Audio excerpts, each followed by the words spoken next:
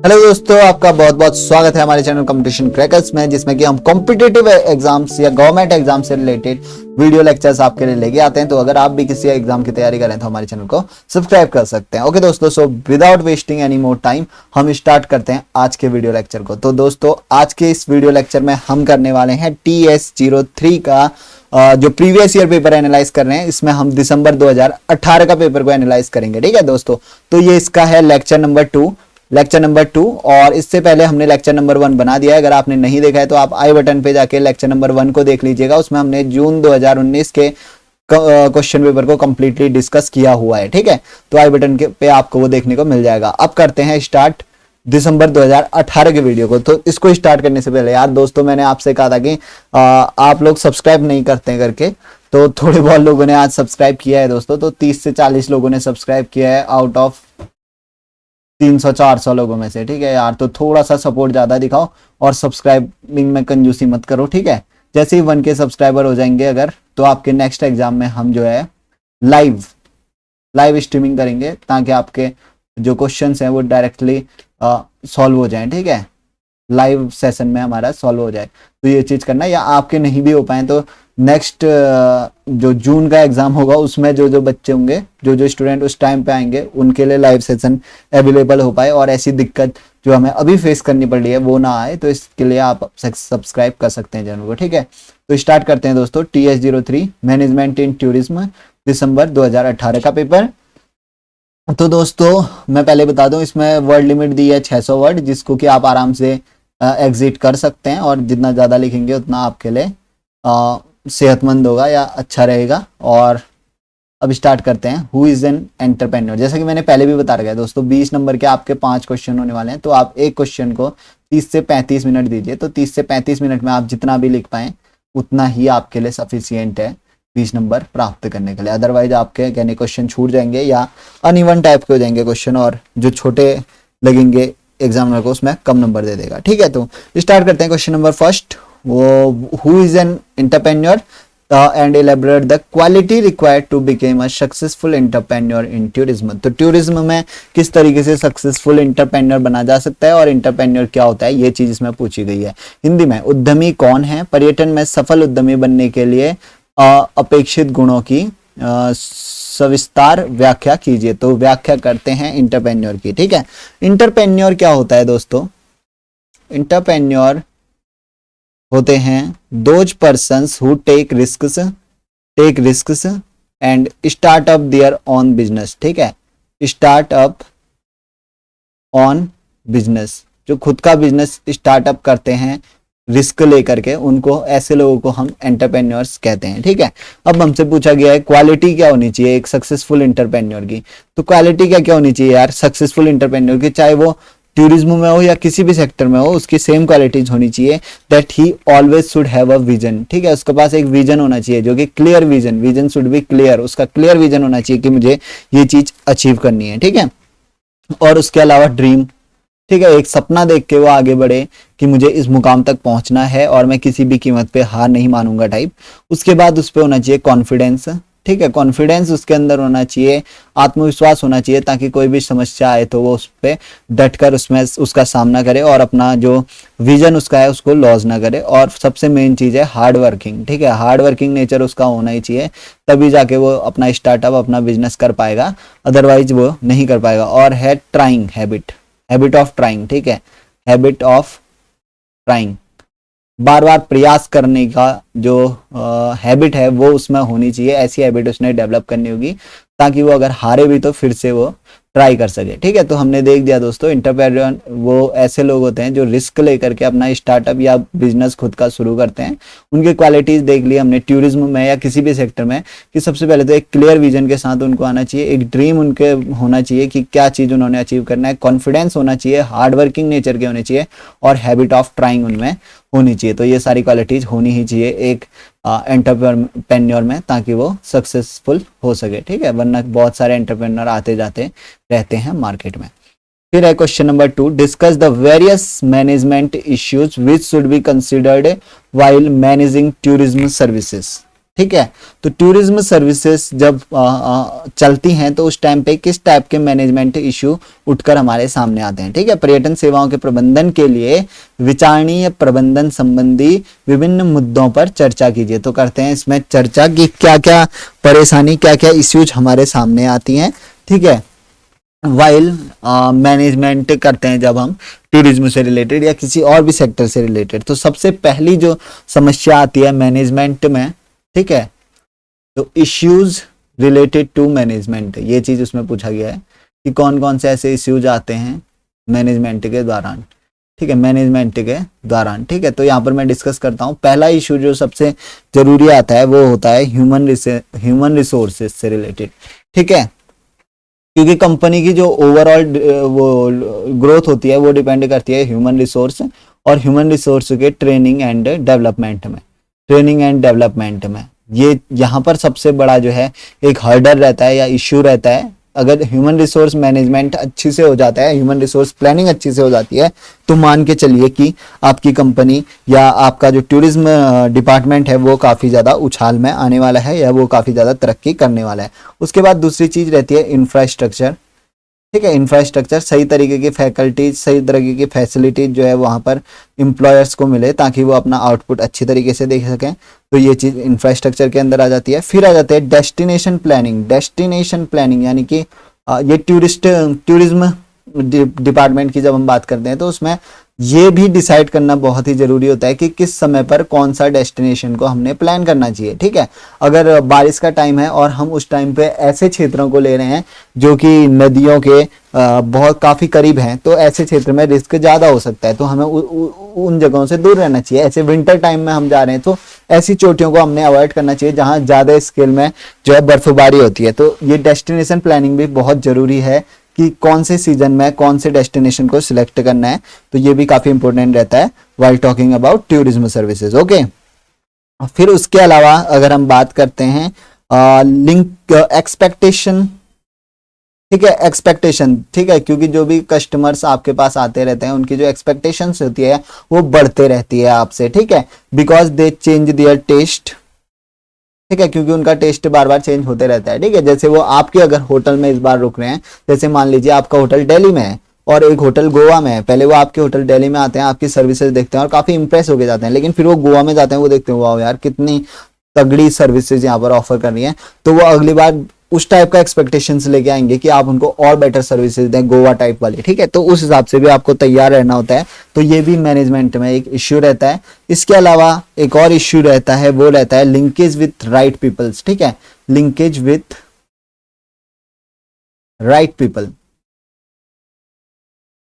यानी कि सही और साफ सुथरे लोगों के साथ आपका लिंक होना चाहिए, जो कि जो कस्टमर आ रहे हैं उनको ठगे ना, ठीक है, उनके साथ कुछ करप्शन ना होने दें, जो इस टाइप के लोग जो कि एकदम ईमानदार हों, जिनकी क्रेडिबिलिटी लूज ना हो, इस टाइप के लोगों के साथ आपके लिंक होने चाहिए। क्योंकि आप अगर टूरिज्म सेक्टर की बात करते हो तो आपको ट्रांसपोर्टेशन वालों से भी बात करनी पड़ती है, कुछ फूड इंडस्ट्री वाले होते हैं उनसे भी आपको बात करनी पड़ती है, तो आपके ट्रस्टेबल लोग होने चाहिए आपके आसपास। तो ये लिंक बनाना भी जो है मैनेजमेंट में बहुत ज़्यादा इंपॉर्टेंट होता है और ये भी एक बड़ा इशू है इस टाइप के लोगों को ढूंढ पाना, ठीक है। फिर उसके बाद है अंडरस्टैंडिंग मार्केट को भी आपको समझना होगा कि लोगों की डिमांड किस टाइप की है, किस टाइप की सर्विसेज लोगों को पसंद आती है और कौन से डेस्टिनेशन जो है वो लोग पसंद करते हैं कौन से सीजन में, ये सारा आपको मार्केट को अंडरस्टैंड करने के बाद ही पता चलेगा।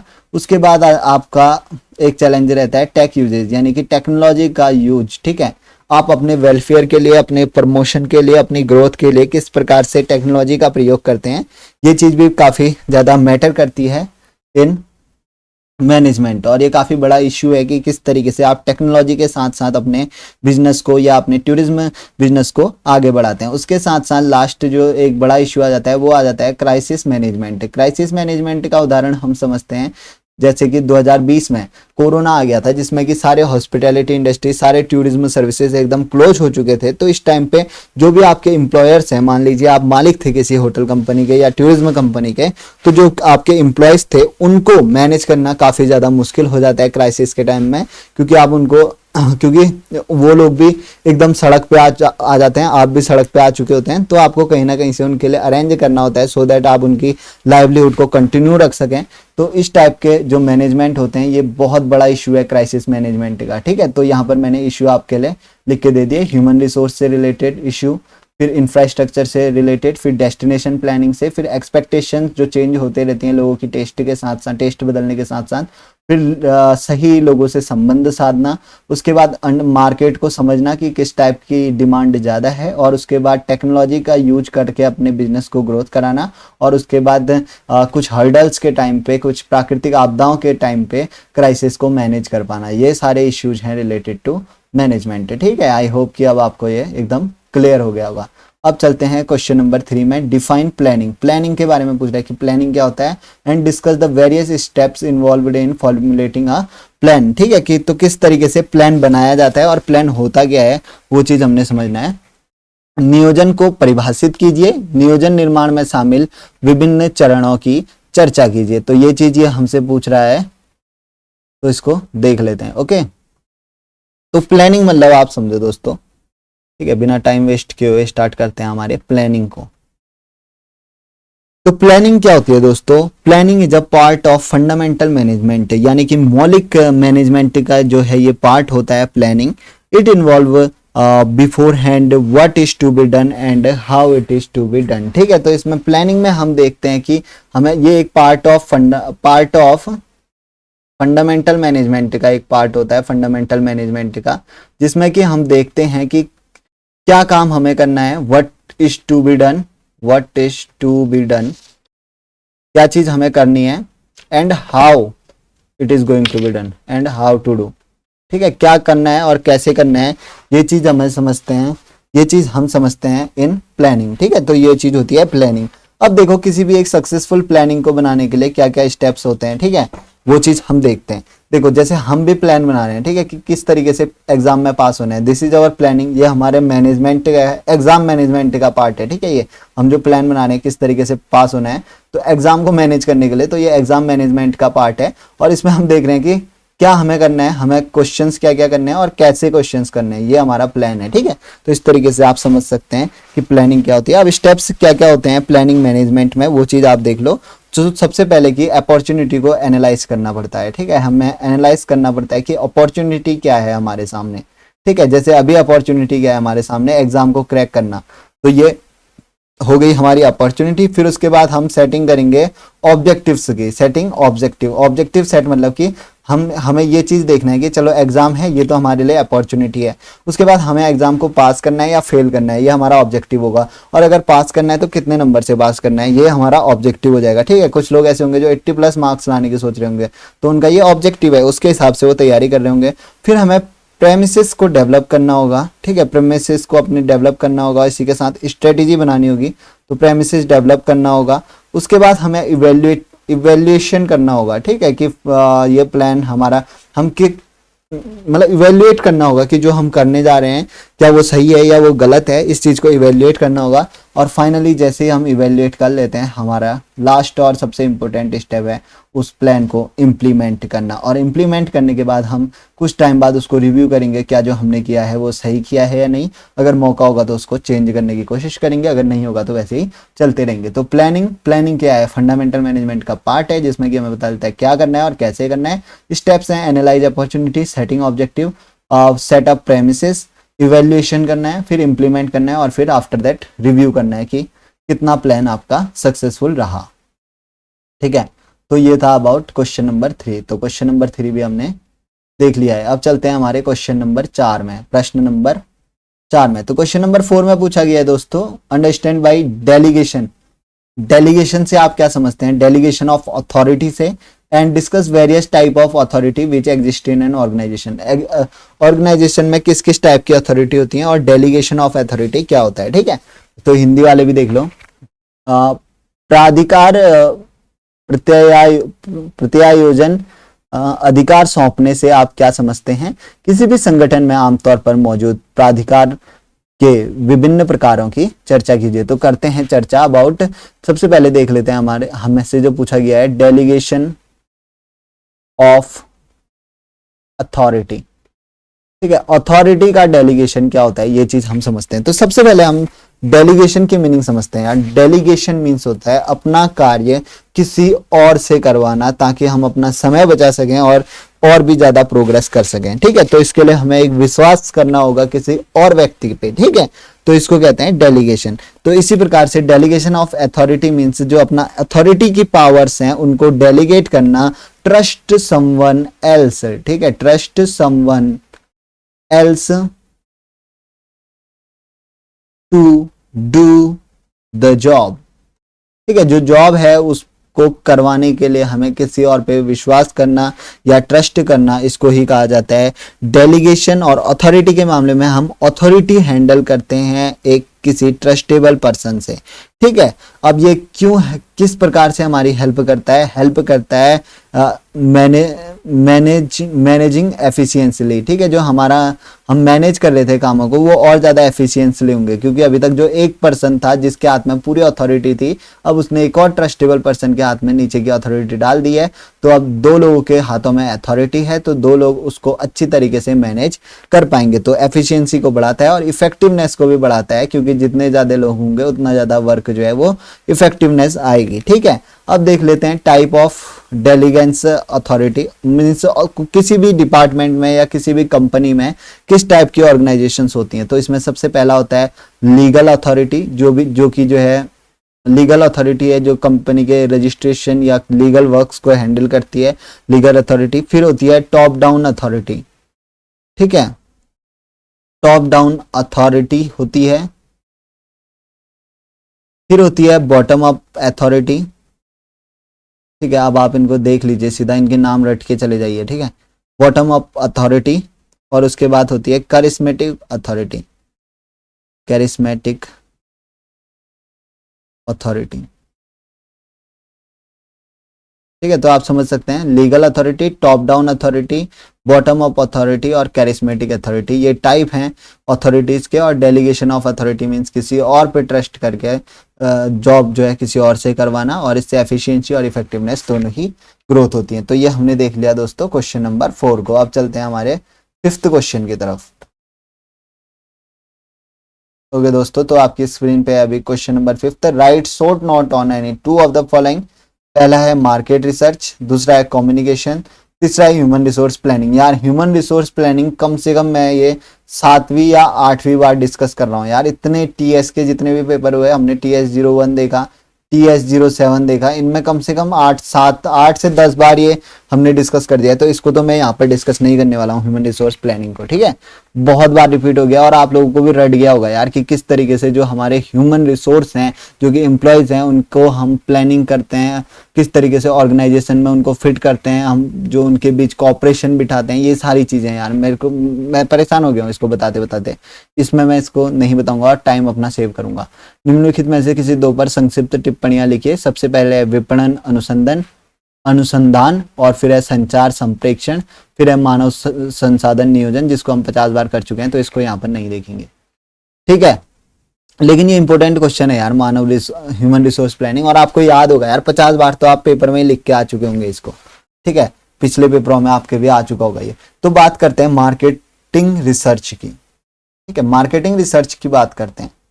मार्केटिंग रिसर्च, तो आप सबसे पहले इस टर्म को समझिए कि मार्केट और रिसर्च, यानी कि मार्केट में जो है वो रिसर्च करनी है, तो it means it is a systematic gathering. ठीक है, एक सिस्टमैटिक तरीके से आपने मार्केट में रिसर्च करनी है, मार्केट में इंफॉर्मेशन को गैदरिंग करना है। क्या क्या गैदरिंग करना है आपको? इंफॉर्मेशन को गैदरिंग करना है। ठीक है, इंफॉर्मेशन को गैदरिंग करना है, रिकॉर्ड्स, जो पुराने रिकॉर्ड्स हैं उनको गैदरिंग करना है, मार्केट में किस तरीके से चीजें बिक रही हैं, एंड क्वांटिटेटिव, ठीक है, क्वांटिटेटिव एंड क्वालिटेटिव डेटा को एनालाइज करना है, एंड क्वालिटेटिव डेटा एनालाइज करेंगे आप। उसके बाद issues related to issues of marketing product. ठीक है, जो भी मार्केट में प्रोडक्ट अवेलेबल हैं उनमें क्या क्या इश्यूज आ रहे हैं वो भी चीज आप समझने की कोशिश करेंगे। ठीक है, प्रोडक्ट और सर्विसेज में। तो देख लीजिए, आपको स्टडी करनी है, एक सिस्टमेटिक गैदरिंग, एक सिस्टमेटिक तरीके से आपको मार्केट की जो है स्टडी करनी है, मार्केट में रिसर्च करनी है और इंफॉर्मेशन कलेक्ट करनी है related to records of the product, quantitative और क्वालिटेटिव डाटा जो भी प्रोडक्ट मार्केट में अवेलेबल हैं और उनसे रिलेटेड इश्यूज को, ताकि जो आप प्रोडक्ट बनाएं उसको आप उस हिसाब से बनाएं। सपोज एग्जाम्पल के तौर पे ले लीजिए, जैसे कि आपका मार्केट में जो ट्रेंड चल रहा है किसी भी चीज को रिलेटेड, तो जैसे एलईडी टीवीज की अगर आप सेल देखते हैं तो एलईडी टीवीज में आप देखेंगे कि किस तरीके से सेल जो है वो बढ़ रही है। तो पिछले बार आप देखेंगे 2019 में कितनी एलईडी जो है वो टोटल बिकी, 2020 में कितनी एलईडी बिकी और किस कैरेक्टरिस्टिक, मतलब हर एलईडी की कुछ ना कुछ फंक्शनैलिटी होती है, तो किस फंक्शनैलिटी के किस टाइप की एलईडी की ज़्यादा बिक्री हो रही है, तो उस टाइप से आप जो है अपनी कंपनी का एक डेटा सेट करेंगे कि हमें इतनी एलईडीज इतनी बनानी है, इतनी एलईडीज इतनी बनानी है। तो ये सारा जो गैदरिंग होती है वो आपकी होती है थ्रू इंफॉर्मेशन टेक्नोलॉजी, ठीक है। जैसे कि आपको पता होगा गूगल में भी जो आप चीज़ें सर्च करते हैं ना, उस चीज़ को गूगल स्टोर करते रहता है, रीड करते रहता है कि आप क्या चीज़ ज़्यादा देखते हैं, किस प्रोडक्ट को आप ज़्यादा सर्च करते हैं, और आप कहीं ना कहीं देखेंगे कि आपको सजेशन में आ जाता है वो चीज़। जैसे आप गूगल में कुछ चीज़ सर्च कर रहे होते हैं और जैसे आप फ्लिपकार्ट वगैरह, मतलब जैसे आप फ्लिपकार्ट वगैरह में कुछ सर्च कर रहे होते हैं, ठीक है, शॉपिंग साइट्स पे, और आप जैसे गूगल चलाएंगे तो अचानक से बीच में ऐड दिखा देगा गूगल आपको उसी प्रोडक्ट से मिलता जुलता जो आप देख रहे होंगे, ठीक है। तो एक प्रकार से आप देखेंगे कि ये मार्केट रिसर्च टीम होती है जो कंटिन्यूसली आपको एनालाइज करती है कि क्या चीज़ें आप सर्च करते हैं, क्या चीज़ मार्केट में ज़्यादा वैल्यू रख रही है, और इस हिसाब से आपको जो है चीजें भिड़ाने का काम करते हैं। तो इसी को कहते हैं मार्केटिंग रिसर्च। ऑलराइट, फिर चलते हैं दोस्तों अगले टॉपिक की ओर, कम्युनिकेशन, जो कि हमने पहले भी डिस्कस किया हुआ है काफी डिटेल में कि कम्युनिकेशन क्या होता है। यार कम्युनिकेशन मीन्स होता है द एक्सचेंजिंग या sharing, exchanging and sharing of ideas from one person to another person और one place to another place, it is called as communication. और कम्युनिकेशन के हमने टाइप भी देखे थे, एक होता है वर्बल कम्युनिकेशन, एक होता है नॉन वर्बल कम्युनिकेशन, एक होता है रिटन कम्युनिकेशन, ठीक है, रिटन कम्युनिकेशन जिसमें कि लिख के चीज़ों को समझाया जाता है, और एक होता है visualisation communication. Visualisation communication means जिसमें कि हम किसी एनिमेटेड चीज के द्वारा और ऑडियो और वीडियो दोनों का जो है इस्तेमाल करके जब कोई कम्युनिकेशन करते हैं उसको कहते हैं विजुअलाइजेशन कम्युनिकेशन। तो ये चीज़ पहले डिस्कस करिए, ज़्यादा इसमें डेप्थ में जाने का कोई फायदा नहीं है, ठीक है। फिर है what do you understand by information technology, discuss the role of information technology in tourism. तो क्वेश्चन नंबर 6 पे हिंदी में चलते हैं। सूचना प्रौद्योगिकी से आप क्या समझते हैं, पर्यटन में सूचना प्रौद्योगिकी की भूमिका की चर्चा कीजिए। तो इंफॉर्मेशन टेक्नोलॉजी क्या होती है, यूजेज ऑफ कंप्यूटर, ठीक है। इंफॉर्मेशन टेक्नोलॉजी आईटी मीन्स होता है यूजेज ऑफ कंप्यूटर, कंप्यूटर का यूज करना। अब किस चीज के लिए कंप्यूटर का आप यूज करेंगे, सबसे पहले डेटा या इंफॉर्मेशन को आप क्या करने के लिए, कलेक्ट करने के लिए कलेक्ट करेंगे सबसे पहले उस डेटा और इंफॉर्मेशन को, ठीक है। जो भी साल भर का डेटा वगैरह होगा उसको आप कंप्यूटर में क्या करेंगे, कंप्यूटर के माध्यम से उसको कलेक्ट करेंगे, उसके बाद उसको रिट्राइव करेंगे, उस डेटा को रिट्राइव करेंगे, उस डेटा को ट्रांसमिट करेंगे, ठीक है, और फाइनली डेटा को मैनिपुलेट करेंगे, manipulate the data and information. तो ये सारी चीजें हम कंप्यूटर की मदद से जब करते हैं that is called as the information technology. अब हॉस्पिटैलिटी इंडस्ट्री के बारे में इसमें पूछा है या टूरिज्म इंडस्ट्री के बारे में पूछा है, तो टूरिज्म इंडस्ट्री में इसका क्या रोल होता है। सबसे पहले तो इट रिड्यूसेस द कॉस्ट, ठीक है, रिड्यूसेस कॉस्ट। सबसे पहले तो जो है कॉस्ट को आपकी रिड्यूस कर देता है, क्योंकि जैसे मान लीजिए आपका कोई टूरिज्म मीन्स आपका कोई टूरिज्म का वर्क है, ठीक है, आप टूरिज्म का वर्क है, तो आपका अगर पुराने ज़माने में अगर आपके पास कंप्यूटर वगैरह की या आईटी की आप यूज़ नहीं करते हैं, तो आपको एक पैम्पलेट वगैरह छपा के गली गली में आपको अपने पैम्पलेट छपाने होंगे। तो आपको सबसे पहले कागज जो जिसके मतलब जो आप पैम्पलेट छापेंगे उसमें जो कागज यूज होगा उसका आपको पैसा देना है, उसके बाद आपको छपवाने वाले का पैसा देना है, उसके बाद आपको पैसा देना है वो लोगों को जो गली गली पान के नुक्कड़ों में जाके आपका जो है पैम्पलेट है उसको चिपका के आएंगे, और उसके बाद खानी है आपने गाली। अगर किसी के घर के बाहर आपने पैम्पलेट चिपका दिया तो आपने खानी है गाली। तो इससे आपका जो है कॉस्ट जो है वो बढ़ जाता है।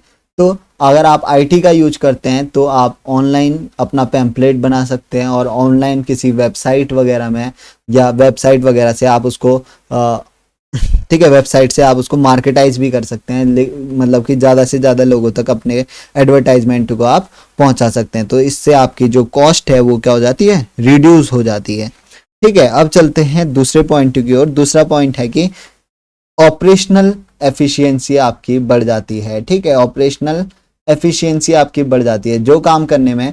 अब देखो, जैसे मैंने आपको बताया कि जैसे आप पैम्पलेट बनाते, फिर उसको नुक्कड़ों में, पान के नुक्कड़ों में, गली गली जाके आप उसको चिपका के आते, तो इसमें आपका कितना ज़्यादा टाइम वेस्ट हो जाता। लेकिन कंप्यूटर में आपको क्या करना है, एक पैम्पलेट तैयार करना है, तुरंत आप उसको ऑनलाइन डाल देंगे, तो वो आपको जो गूगल है या एडसेंस है वो क्या करेगा, आपके एडवर्टाइजमेंट को 50,000 लोगों को दिखा देगा 1 डे के अंदर। ठीक है, जबकि आप गली गली पान नुक्कड़ों में ये चीज़ डालेंगे तो ज़्यादा से ज़्यादा 5-10 लोग आपका देखेंगे और उसमें पान थूक के चल देंगे, तो एक प्रकार से वेस्ट होगा। लेकिन इसमें क्या होगा, ऑपरेशनल एफिशिएंसी आपकी बढ़ जाएगी और राइट ऑडियंस को ये टारगेट करेगा। ठीक है, तो राइट ऑडियंस को टारगेट करेगा, जो लोग घूमना चाहते हैं, जो लोग सर्च करते हैं टूरिज्म का ज़्यादा से ज़्यादा, उन तक जो है आपका ऐड पहुंचाएगा, जिससे आपकी ग्रोथ जो है वो बढ़ने वाली है। ठीक है, तो उसके अलावा देख लेते हैं और क्या चीज़ आती है आईटी की मदद से। आपकी इम्प्रूव सर्विस, आपकी जो सर्विसेज हैं वो काफ़ी ज़्यादा इम्प्रूव होंगी। अब आपसे कांटेक्ट करने के लिए कोई आदमी दर बदर नहीं भटकेगा, सीधा आपको या तो ईमेल कर लेगा या आपको कॉल कर लेगा। तो ये सब भी संभव है because you use the IT. ठीक है, वरना आपको पकड़ के ढूंढना पड़ेगा उसको, फिर आपसे मीटिंग करेगा, इसमें उसका भी टाइम वेस्ट और आपका भी टाइम वेस्ट है। ठीक है, कस्टमर और अपना दोनों का आप टाइम वेस्ट करेंगे।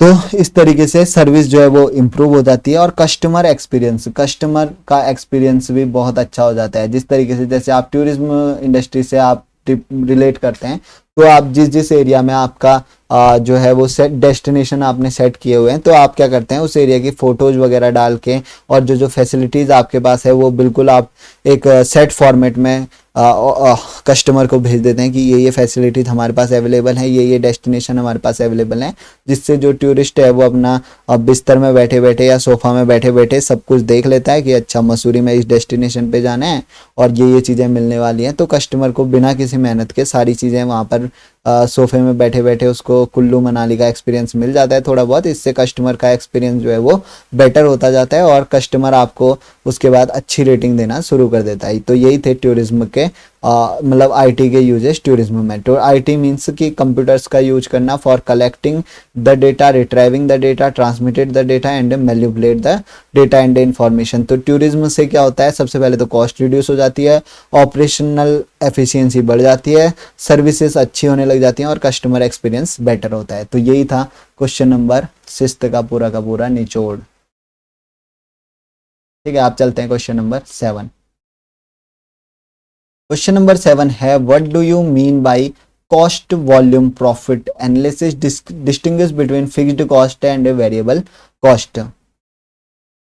मूल्य मात्रा लाभ विश्लेषण से आप क्या समझते हैं, स्थायी लागत और परिवर्तनशील लागत में अंतर स्पष्ट कीजिए। तो अंतर स्पष्ट करते हैं। ठीक है, तो कॉस्ट वॉल्यूम प्रॉफिट, ठीक है, ये क्या होता है, देखो कॉस्ट वॉल्यूम प्रॉफिट, जैसे कोई भी प्रोडक्ट मार्केट में लॉन्च होता है, ठीक है, कोई भी प्रोडक्ट आप मार्केट में लॉन्च करते हैं तो सबसे पहले आप उसकी डिसाइड करते हैं कॉस्ट, और जो वो कॉस्ट डिपेंड करती है वॉल्यूम ऑफ द प्रोडक्ट, कितने वॉल्यूम में आप प्रोडक्ट दे रहे हैं। ठीक है, जैसे आप अगर हम बात करते हैं किसी कॉस्मेटिक का सामान अगर कोई भी मार्केट में आता है, ठीक है, कॉस्मेटिक का सामान कोई मार्केट में आता है तो उसमें क्या होता है, डिफरेंट रेट सेट होते हैं। कोई एक सेम क्रीम 10 रुपए की मिलेगी, सेम क्रीम मिलेगी 50 रुपए की, और सेम वही क्रीम मिलेगी एक 100 वाले वेरिएंट में। ठीक है, लेकिन कॉस्ट में इतना अंतर होगा बिकॉज क्योंकि इसके किस में अंतर है, वॉल्यूम में अंतर है। वॉल्यूम में अंतर मीन्स जो 10 रुपए की जो क्रीम आ रही है उसकी जो वॉल्यूम होगी वो होगी 10 ग्राम, और 50 रुपए वाली का होगा 100 ग्राम, और 100 रुपए वाली का होगा 200 ग्राम। तो इस तरीके से वॉल्यूम के हिसाब से जो कॉस्ट है वो क्या करता है, वेराई करता है। तो इसी टाइप की चीज को कहते हैं कॉस्ट वॉल्यूम प्रॉफिट। तो कई बार दोस्तों ऐसा हो जाता है कि जो कोई भी चीज है, कॉस्ट जो किसी भी प्रोडक्ट की जो कॉस्ट है वो कांस्टेंट रह जाती है मार्केट में। ठीक है, कांस्टेंट रह जाती है। अब अगर वॉल्यूम को अगर हम सेम रखेंगे, कांस्टेंट रखेंगे, तो हमारे प्रोडक्ट को या हमको नुकसान होना शुरू हो जाता है। तो इसको मैनेज करने के लिए हम क्या करते हैं कि अगर हम कॉस्ट को कांस्टेंट रख देते हैं तो हम उसकी वॉल्यूम को तो प्रोडक्ट है उसकी वॉल्यूम को डिक्रीज करना शुरू कर देते हैं, ताकि हम वॉल्यूम को डिक्रीज करें और कॉस्ट कांस्टेंट भी रहे, तो हमें जो है वो प्रॉफिट बन सके। तो इसी चीज को कहते हैं कॉस्ट वॉल्यूम प्रॉफिट। ठीक है दोस्तों, आई होप कि आपको ये चीज समझ में आ गई होगी कि किस तरीके से वॉल्यूम में छेड़छाड़ की जाती है कॉस्ट को सिमिलर रखने के लिए। ओके, इसको कहते हैं कॉस्ट वॉल्यूम प्रॉफिट। अब एक है फिक्स्ड कॉस्ट क्या होती है और वेरिएबल कॉस्ट क्या होती है। फिक्स्ड मीन्स होता है फिक्स और वेरिएबल मीन्स होता है जो चेंज होने वाला है। तो फिक्स्ड कॉस्ट मीन्स ऐसी कॉस्ट जो हमेशा फिक्स रहने वाली है, और वेरिएबल कॉस्ट मीन्स ऐसी कॉस्ट जो कि क्या होने वाली है, वेराई करेगी, कभी कुछ हो जाएगी। ठीक है, तो ये आउटपुट फिक्स्ड कॉस्ट में क्या होता है कि प्रोडक्शन आउटपुट के रिगार्ड जो है वो सेम रहती है, फिक्स रहती है कॉस्ट। जैसे कोई चीज़ है उसकी कॉस्ट 10 रुपये है, तो आज से 5 साल बाद भी आप देखेंगे कि उसकी कॉस्ट 10 ही मिलेगी। जैसे आपको बिस्कुट टॉफ़ी वगैरह में देखने को मिलता है, उनकी हमेशा से जो कॉस्ट है वो 10 रहती है, लेकिन वो अपने वॉल्यूम को क्या करते हैं, चेंज कर देते हैं। तो इस टाइप को क्या कहते हैं, फिक्स्ड कॉस्ट कहते हैं कि फिक्स्ड कॉस्ट तो फिक्स है आउटपुट प्रोडक्ट के हिसाब से, बट वॉल्यूम में जो है वो चेंज कर देते हैं। और ऐसी वेरिएबल कॉस्ट मीन्स क्या होता है कि वॉल्यूम में वो लोग चेंज बिल्कुल नहीं करेंगे, वॉल्यूम उतना ही आपको मिलेगा, तो उसके वॉल्यूम के हिसाब से आपकी कॉस्ट बढ़ती जाएगी। इस साल जैसे कोई चीज़ 100 रुपये की है तो अगले साल ₹110 हो जाएगा उसका, लेकिन जो वॉल्यूम है वो सेम रहेगा। लेकिन कुछ चीज़ों में क्या होता है कि कॉस्ट हमेशा फिक्स्ड रहती है, फिक्स्ड कॉस्ट प्रोडक्ट कहते हैं, जिसमें कि वॉल्यूम में फिर छेड़छाड़ करना शुरू कर देते हैं, वॉल्यूम को कम कर देते हैं ताकि कॉस्ट को सेम रखा जा सके। ठीक है दोस्तों, आई होप ये भी आपको समझ आ गया होगा। अब चलते हैं क्वेश्चन नंबर 8 की तरफ। Discuss the challenges for PR professional to promote tourism in India. तो सबसे पहले पीआर, तो एक बार हिंदी में भी मैं बता देता हूँ आपको। भारत में पर्यटन को बढ़ावा देने के लिए जनसंपर्क पेशेवरों के समक्ष चुनौतियों की चर्चा कीजिए। ठीक है, तो यार पीआर प्रोफेशनल होते हैं पब्लिक रिलेशन प्रोफेशनल्स, या पब्लिक रिलेशन डिपार्टमेंट से जो ताल्लुक रखते हैं उनको कहते हैं पीआर प्रोफेशनल्स। तो अगर यार दोस्तों आपको याद होगा तो जून 2019 जो इससे पहले का लेक्चर नंबर 1 मैंने डाल रखा है, उसका क्वेश्चन नंबर 8 जो था वो सिमिलर काइंड का था। उसमें सिर्फ हमसे थोड़ा सा डिफरेंस पूछा गया था कि पीआर डिपार्टमेंट के क्या चैलेंजेस होते हैं या क्या काम होता है, क्या कैरेक्टर होता है, जो कि लगभग सिमिलर आंसर रखता है इस चीज़ से। तो आप देखेंगे कि ये एक इंपॉर्टेंट क्वेश्चन है, वेरी इंपॉर्टेंट क्वेश्चन है, तो इसको आप पढ़ के जाना। ठीक है, उसमें हमने कवर कर रखा है, तो आप आराम से इसको लिख सकते हैं। इसमें आप टाइम वेस्ट करने का ज़्यादा कोई मतलब नहीं बनता है। इतने टाइम में हम अगला क्वेश्चन देख लेंगे। अगला क्वेश्चन है question number 9। Discuss the importance of scheduling in airlines operation. ठीक है, एक सेकंड में अपना कर देता हूँ लैपी चार्ज पहले, अदरवाइज ये ऑफ हो जाएगा और सारी की सारी वीडियो मिल जाएगी मिक्सी में। ठीक है, तो स्टार्ट करते हैं। Discuss the importance of scheduling in airline operations. तो इसको देख लेते हैं। एयरलाइंस संचालन में समय सारणी निर्धारण के महत्व की चर्चा कीजिए। कि जैसे आपने देखा होगा कि जैसे आप एयरपोर्ट में जाते हैं तो आपको पता होता है कि जो डिफरेंट एयरलाइंस होती हैं उनका जो टाइम होता है, उनका जो शेड्यूल होता है वो डिफरेंट तरीके से फिक्स्ड किया जाता है। तो उसका क्या इंपॉर्टेंस है, ऐसा क्यों करते हैं, वो आप लोगों को ऐसी तकलीफ क्यों देते हैं, सारी एयरलाइंस जो है सारे प्लेन्स को एक साथ क्यों नहीं रिलीज कर देते हैं। ठीक है, तो ये करते हैं, इसको कहते हैं internal flight schedule.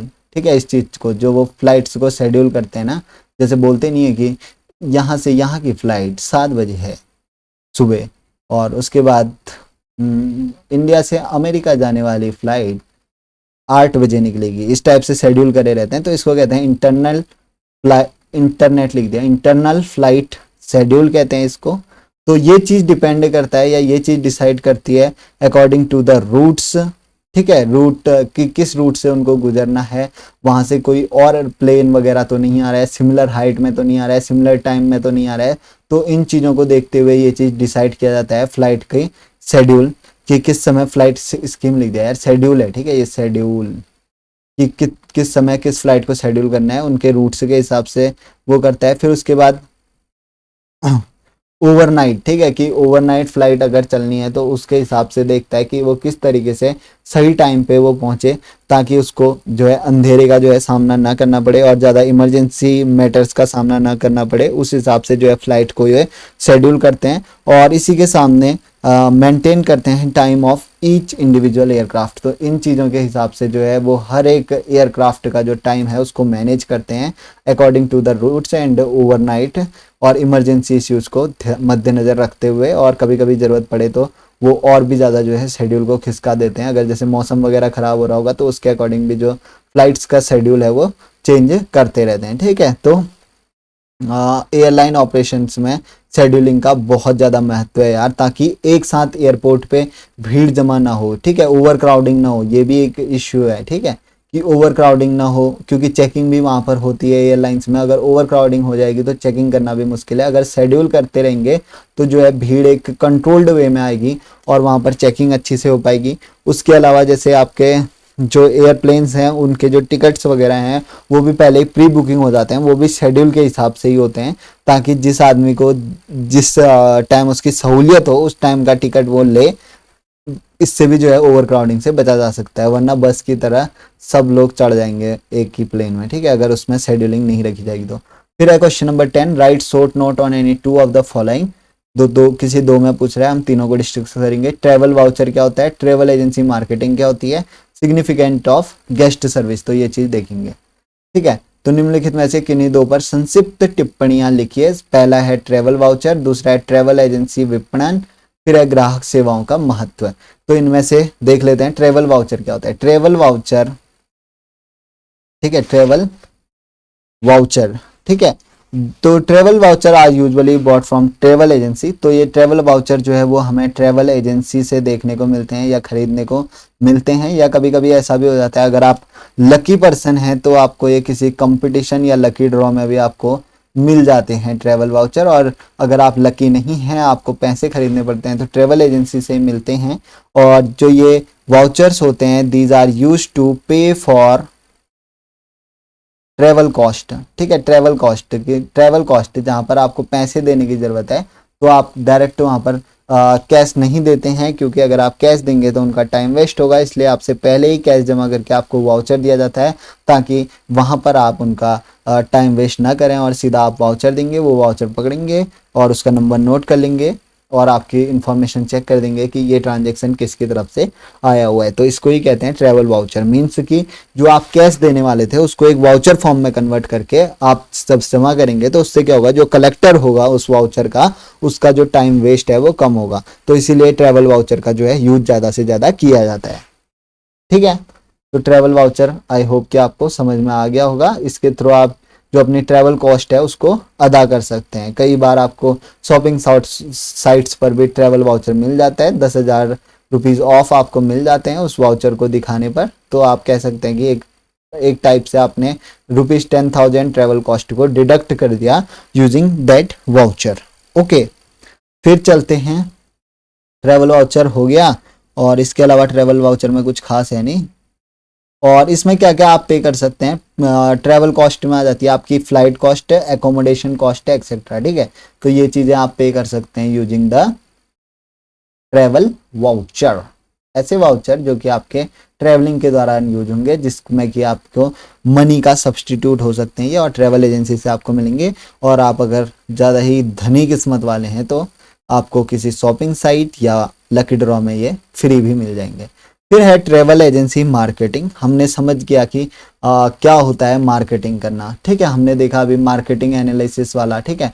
Marketing research क्या होता है ये वाले क्वेश्चन में हमने पढ़ा, ठीक है, कि किस तरीके से हम रिसर्च करते हैं कि जो कस्टमर्स हैं उनको क्या चाहिए, इस तरीके से हम अपनी मार्केटिंग स्ट्रेटेजी बनाते हैं। तो जो ये मार्केटिंग रिसर्च या मार्केटिंग स्ट्रेटेजी, ठीक है, इसी टाइप की मार्केटिंग स्ट्रेटेजी जिसमें कि हम नीड समझते हैं ऑडियंस की या कस्टमर्स की, और कस्टमर्स की टेस्ट को समझ के अपने जो कंपनी है उसमें वो चीज़ को इम्प्लीमेंट करते हैं। तो इसको ही कहते हैं मार्केटिंग स्ट्रेटेजी। और ऐसे ही जब इस मार्केटिंग स्ट्रेटेजी को आप अपनी ट्रैवल एजेंसी के साथ यूज करते हैं, then it is called as travel agency marketing. ज़्यादा इसमें टाइम वेस्ट करने का कोई टाइम नहीं।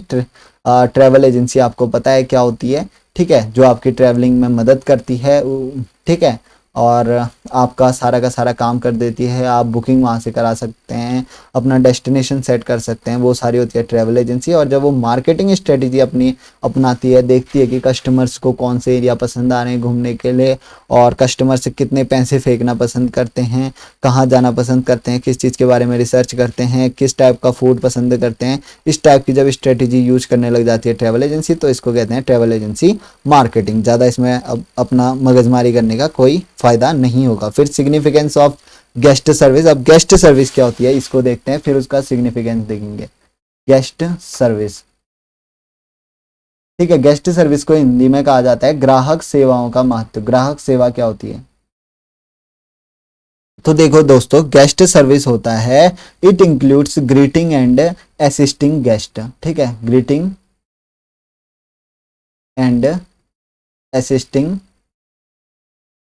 गेस्ट। ठीक है, तो जैसे कोई भी आपका गेस्ट आता है, आपकी ट्रैवल एजेंसी है, टूरिज्म की इसमें बात कर रहे हैं, तो आपका जैसे ट्रैवल एजेंसी है उसमें कोई गेस्ट आता है, कोई कस्टमर आता है, तो आप उसको किस तरीके से आप वेलकम देते हैं, किस तरीके से आप उसको जो है उसका स्वागत करते हैं, आइए आपका इंतजार था वाला टाइप का, तो वो वाली चीज आ जाती है आपकी गेस्ट सर्विस में। और ठीक है, और उसके अलावा असिस्टिंग गेस्ट के अलावा कि किस तरीके से आप जो गेस्ट हैं उनकी रिक्वेस्ट्स को एक्सेप्ट करते हैं। उसके अलावा आप जो वो कॉल्स करते हैं अपनी ग्रेवियंसेस को पूछने के लिए, अपनी शिकायतें दर्ज कराने के लिए, या अपने कन्फ्यूजन को दूर करने के लिए, तो किस तरीके से आप उनके कॉल्स को हैंडल करते हैं, किस तरीके से उनसे रिलेशंस जो है वो अच्छे बनाने की कोशिश करते हैं। तो ये सारी चीज़ें आ जाती है गेस्ट सर्विसेज में। और उसके साथ साथ जैसे कोई गेस्ट आपका होटल बुक कराता है, तो किस तरीके से आप उनको कीज़ जो है वो इश्यू करवाते हैं, और प्रोसेसिंग, पेमेंट प्रोसेसिंग का आपका किस तरीके से है, क्या आप डिजिटल वे में पेमेंट एक्सेप्ट करते हैं कि नहीं, जिससे कि उनको सहूलियत हो। ठीक है, पेमेंट प्रोसेसिंग अब किस तरीके से आता है गेस्ट सर्विस में, मैं आपको बताता हूँ। जैसे आपके वहाँ कोई गेस्ट आता है और आप बार बार बड़बड़ा रहे हैं कि नहीं भैया हम तो सिर्फ कैश ही एक्सेप्ट करेंगे, और कोई बंदा है जिसके पास इतनी सहूलियत नहीं है कि वो अभी जाके एटीएम से पैसे निकाल के आए, तो वो कह रहा है भैया कार्ड कार्ड कार्ड कार्ड, और आप कह रहे हो बड़बड़ बड़बड़ करके कि नहीं, we don't take cards, we only take cash. तो वो आपकी पेमेंट प्रोसेसिंग काफ़ी घटिया है और आपकी सर्विस काफ़ी घटिया है। ठीक है, तो आपको अपनी पेमेंट प्रोसेसिंग को काफ़ी स्मूथ रखना होगा। ये भी एक गेस्ट सर्विस का जो है वो एक पार्ट है। और इसके साथ साथ आपको रिकमेंडेशंस उनको प्रोवाइड करने चाहिए। ठीक है, प्रोवाइड रिकमेंडेशंस, आपको रिकमेंडेशंस प्रोवाइड करने चाहिए। ठीक है, रिकमेंडेशन आप किस टाइप के, आप जैसे कोई बुजुर्ग व्यक्ति आता है तो आप उसको रिकमेंड करें कि आप, जैसे आपको कॉल करता है, वो पूछता है कि यार मुझे घूमने जाना था, इस तरीके की बात है, तो आप यार उसको सलाह दो कि भाई आपके एज के हिसाब से हम आपको रिकमेंड करेंगे कि आप हरिद्वार जाओ, प्रयागराज जाओ, और मतलब ये जो 4 धाम होते हैं उनके दर्शन करके आओ। ठीक है, तो इस टाइप के रिकमेंडेशन देंगे। अब ऐसे ही कोई कपल्स आपके पास आते हैं तो आप उनको कुल्लू मनाली टाइप वाला सजेशन देंगे। ठीक है, तो इस टाइप का जो रिकमेंडेशन देते हैं आप, ये भी गेस्ट सर्विसेज के अंदर आ जाता है। ठीक है, तो यही चीज़ होती है गेस्ट सर्विस की, किस तरीके से आप कोई भी जो कस्टमर है, कोई भी जो आपके वहाँ आता है, उसके किस तरीके से स्वागत वो करते हैं आप, और उसके अलावा उनकी रिक्वेस्ट्स को कैसे हैंडल करते हैं, उनके कॉल्स को आंसर कैसे करते हैं, उनकी पेमेंट प्रोसेसिंग में कितना स्मूथनेस या किस तरीके से उसको हैंडल करते हैं उनके पेमेंट प्रोसेसिंग को। उसके बाद आप किस प्रकार के रिकमेंडेशंस देते हैं, ये सारी चीज़ें जो हैं वो आती हैं गेस्ट सर्विसेज के अंदर। और दोस्तों, अगर गेस्ट सर्विसेज आपकी अच्छी हैं तो मान के चले कि आप अपने लिए जो है लॉयल कस्टमर्स ढूंढ रहे हैं। और लॉयल कस्टमर्स जो है वो सबसे ज़्यादा बेनिफिट गिवर्स होते हैं, क्योंकि वो तो बार बार आपकी, अगर आपकी गेस्ट सर्विस अच्छी होगी तो आपके लॉयल कस्टमर्स बनेंगे, जो बार बार मतलब कि उनको कहीं घूमने जाना है तो आप ही की कंपनी को या आप ही के ठीक है, आप ही के जो इंडस्ट्री है उसको कॉल करेंगे, आपसे ही बार बार सलाह लेंगे, आपसे ही पूछेंगे, और आपके साथ काम करना पसंद करेंगे या आपको ही ज्वाइन करना पसंद करेंगे। तो लॉयल कस्टमर्स होंगे, वो अपना तो आएंगे ही आएंगे, उसके अलावा वो औरों को भी रिकमेंड करेंगे कि आप यहाँ जाओ। ठीक है, तो लॉयल कस्टमर जो है वो 200% है, ठीक है। मतलब कि मान के चलो कि 200 गुना ज़्यादा आपको प्रॉफिट दे सकता है देन एनी रेगुलर कस्टमर, ठीक है। तो आपका ध्यान होना चाहिए कि कोई भी कस्टमर आपका आता है तो आप किस तरीके से उसको लॉयल कस्टमर बनाएं, और लॉयल कस्टमर से आप बना पाएंगे गेस्ट सर्विसेज। तो गेस्ट सर्विसेज के लिए आपकी आंसरिंग कॉल, रिक्वेस्ट हैंडलिंग और पेमेंट प्रोसेसिंग, रिकमेंडेशन प्रोवाइडिंग, ये सारी चीज़ें जो है अच्छी होनी चाहिए, तभी कस्टमर्स मुड़ के आएंगे, वरना आपको एक लात मार के चल देंगे। बस फाइनल बात यही है, ठीक है। तो फिलहाल हमने देख लिया दोस्तों दिसंबर 2018 का भी जो ये प्रीवियस ईयर का पेपर था TS03 का। तो आई होप यार कि आपको ये 10 के 10 क्वेश्चन समझ में आए होंगे, इनका कंसेप्ट आपको मिल चुका होगा, ठीक है। वन वर्ड कंसेप्ट का हो या वन सेंटेंस कंसेप्ट का हो, ये आपको मिल गया होगा। अब आपको अपनी निंजा टेक्निक यूज करनी है कि एक शब्द बता दे बाकी मैं सब लिख दूंगा वाली, तो वो निंजा टेक्निक यूज करके आप अच्छे मार्क्स ला सकते हैं। और 20 मार्क्स के क्वेश्चन है, फिर से मैं कह रहा हूँ कि 30-35 मिनट से आपको जितना बन सके लिखने का उतना आप लिखिएगा। ज़्यादा फालतू एक ही क्वेश्चन में 1 आवर में आप 1 आवर लगा दिया और उतना ज़्यादा लिख दिया, बाकी सब में आप 20-20 मिनट में लिख रहे हैं, तो उसका कोई फ़ायदा नहीं। एग्जामिनर जो है 1 आवर के स्टैंडर्ड वाले क्वेश्चन के हिसाब से चेक करेगा, तो इसमें 10-10 नंबर रख देगा वो, ठीक है, बाकियों में। तो ऐसा नहीं करना है, सबको इवनली डिस्ट्रीब्यूट करते हुए करना है, ताकि सारे क्वेश्चंस में आपके ठीक ठाक नंबर आ सकें दोस्तों। तो आई होप कि आपकी पढ़ाई आप अच्छे से कर रहे होंगे और आगे भी अच्छे से करना। और कल हम लेके आएंगे जून 2018 का पेपर, ठीक है, जून 2018 का पेपर लेके आएंगे और 2017 का पेपर लेके आएंगे, और टाइम मिला तो एक रैंडमली उठा लेंगे 2015-16 का, जो भी मन पड़ेगा, ठीक है। तो फिर देखेंगे कि कितने क्वेश्चंस हमने बना लिए हैं, और अभी तक हमने 20 क्वेश्चंस को डिस्कस कर लिए हैं दोस्तों। आपको सिर्फ 5 क्वेश्चन करने हैं, तो अब 20 क्वेश्चन अभी और आगे चल के हम लगभग 40 क्वेश्चन तक तो आराम से डिस्कस करेंगे, और उसमें से 5 क्वेश्चन तो आपके डन पेपर में आ जाएंगे। और यार कई लोगों में से आपने मतलब आप में से कई लोगों ने बताया कि TS07 में 5 क्वेश्चन नहीं 10 के 10 क्वेश्चन जितने आए थे वो मेरे बताए हुए आए थे यार। तो यार तो लक है हमारा, लक क्या है, प्रीवियस ईयर पेपर से आते ही हैं, ठीक है, आते ही हैं। तो हमने वो क्वेश्चन डिस्कस करे जो कि पेपर में आए, तो ये हमारा लक था, ठीक है। तो इसी प्रकार से इस बार भी आ जाएंगे। थोड़ा ट्रस्ट बिल्ड करो, और सबसे बड़ी चीज़ यार, आप लोग सब्सक्राइब ही नहीं करते हैं यार, फटाफट सब्सक्राइब कर लो यार, ताकि लाइव स्ट्रीमिंग शुरू हो जाए। I can't wait any more यार, फिर फटाफट लाइव स्ट्रीमिंग करेंगे अगली बार। आपका तो चांस मिस हो गया लाइव स्ट्रीमिंग का। अगली बार जो स्टूडेंट्स आएंगे जून वाले एग्ज़ाम के टाइम पे, उनके साथ फटाफट लाइव स्ट्रीमिंग करके उनको फटाफट निपटाया जाएगा, और उनके भी अच्छे मार्क्स दिलाने में मदद करी जाएगी। तो आप 1K सब्सक्राइबर्स पूरे कर दो जल्द से जल्द। 100 में 100 नहीं यार, लगभग 150 सब्सक्राइबर कम है यार, 150 लोग कर दो यार, इसको सब्सक्राइब कर दो और लाइक कर देना इस वीडियो को ज़्यादा से ज़्यादा दोस्तों, और इसको शेयर कर देना अपने दोस्तों के साथ। कुछ लोगों यार मैं देखता हूँ कि एक वीडियो में 3000 व्यू आते हैं, फिर 1500 ही आते हैं। तो यार आप लोग क्या करते हैं, सब्सक्राइब तो करे रहते हैं, और सब्सक्राइब करके जो बेल आइकन है उसको आप नहीं हिट करते हैं, तो बेल आइकन हिट करके उसको ऑल में सेट कर देना, तभी आपको जो भी नई वीडियो आएगी उसकी नोटिफिकेशन आपको मिल जाएगी, और आपको बार बार भटक भटक के चैनल में आना नहीं पड़ेगा, ठीक है। जैसे ही नई वीडियो आएगी आपको नोटिफिकेशन मिल जाएगा। तो ये काम कर लेना दोस्तों, और फिलहाल के लिए इतना ही। नेक्स्ट वीडियो में देखेंगे हम जून 2018 की 18 के प्रीवियस ईयर पेपर को, और तब तक करते हैं रेस्ट। सो ओके दोस्तों, इस वीडियो में इतना ही था। Thank you for watching the video. Meet you in next lecture. Thank you.